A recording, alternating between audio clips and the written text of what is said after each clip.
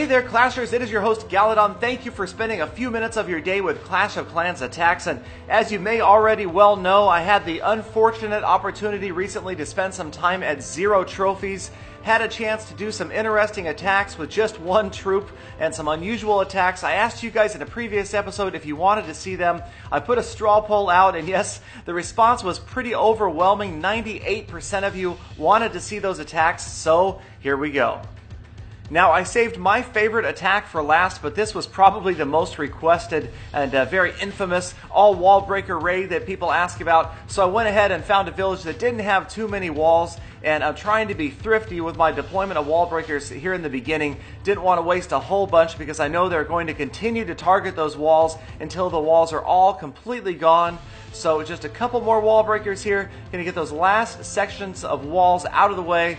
And now that they are gone, we can use our wall breakers to go after buildings. So instead of targeting the walls, they're going to target the closest structure that they're deployed near. So we went ahead and dropped a rage spell there to make sure they get through that higher hit point structure of the town hall. Then just massive amounts of wall breakers going to work on defenses here, going to work on the storages and the mines. Another rage spell over here by the gold storage and the elixir storage. Again, a little bit of overkill. These guys causing a massive amount of damage at a time, wiping out these structures, and now realizing I don't really need any more rage spells. We just drop a few more here, and we've just got one structure left, just the camp to get through to get to 100% damage. There's one. This group of 5 gets over there, and one more for a 3-star victory.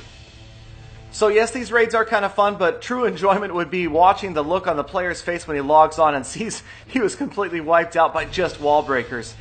So in this attack here, I just thought I'd see how fast I could wipe out a village with just a few troops. So I took 10 wizards, spread them around, dropped the king and the queen, and that was it. Just those 12 troops, hit the special abilities for the royals, and let the time count down. And sure enough, 12 troops, 13 seconds, and a 3-star victory.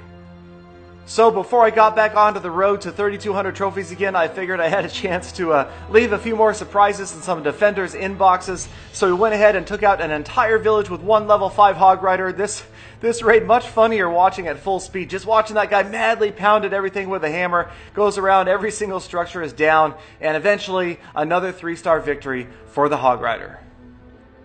So who was up next? None other than the witch. Yes, I just dropped one witch on this poor unsuspecting village, dropped her way out by the edge there, gave her time to generate those skeletons before she gets into town. I'd never noticed before the little burned earth marks that are left when the skeletons get generated. By the time she gets up to that archer tower, she's got all of those skeletons working, and they're actually doing the majority of the work here, working on 2 structures at once. Every time one goes down, she generates another one, keeping them going. One is split off by himself, is up there on the builder's hut, and these guys are pretty soon just completely overrunning this village. Now they're working on 3 structures at the same time.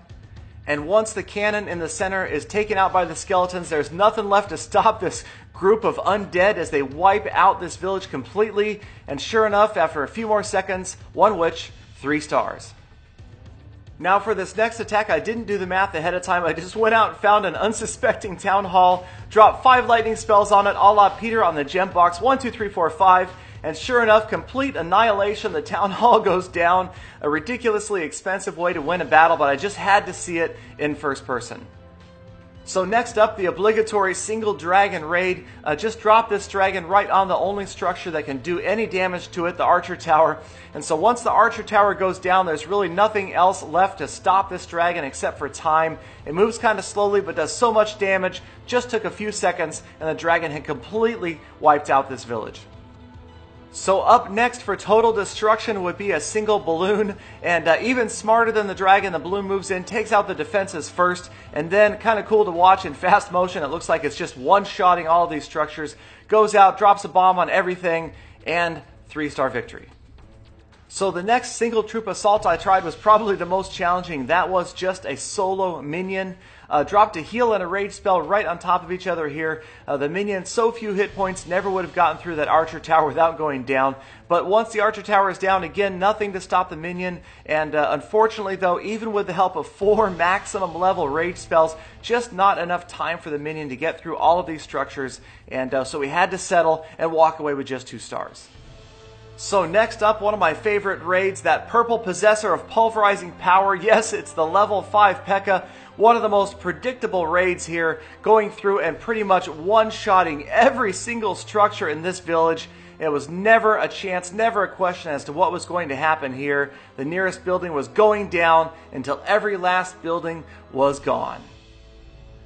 So yes, that P.E.K.K.A. packs a potent punch and put together a perfect assault, but it was not my favorite attack. I have to say the one I enjoyed the most was the Wizard. Now, it did take him a little more effort to get through the village than, say, the P.E.K.K.A. or the Dragon, but we had Rage and Heal spells in there to keep him healed as he was facing all 4 of those defensive structures. Once he got through the Town Hall, he's eventually going to get through some more of these structures. Finally, he will work his way around to take out those cannons. We've got the 3rd heal spell in there, and now there's nothing to slow him down. The Wizard finishing up his attack way up in the corner on this gold mine.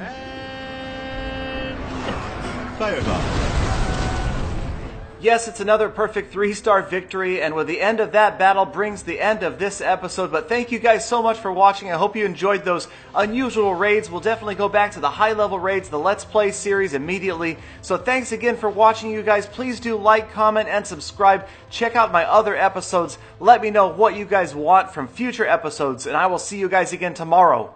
With what, Peter? Full attack. Now can I have another piece of pizza under the door, please, Galidon?